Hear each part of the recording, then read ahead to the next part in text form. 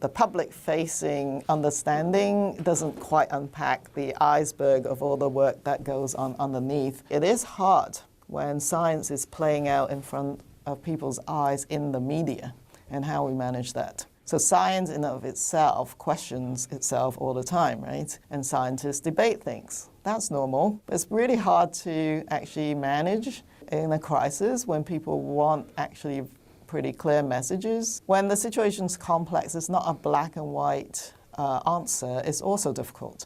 So I think a lot of learnings are about ongoing strengthening of risk communications. And I think we need to tell the public, maybe warn them ahead of time, that things can shift. We know this now, but our advice may well shift and could shift quite rapidly. As the face of public health in Canada during COVID, you faced some deep personal attacks. Those must have been very lonely and difficult times for you.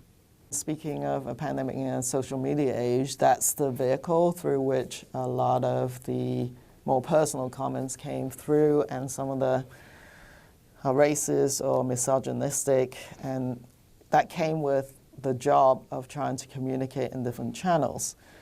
Yes, it can be personally impactful, but what I try to do, certainly at the time and even now, is just to focus on the job that I'm trying to deliver.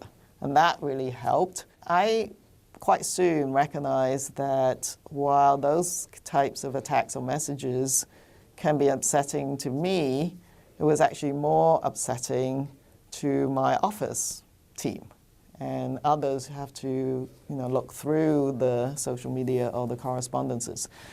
So I think the other thing that all of this taught me was, of course, to look after our team.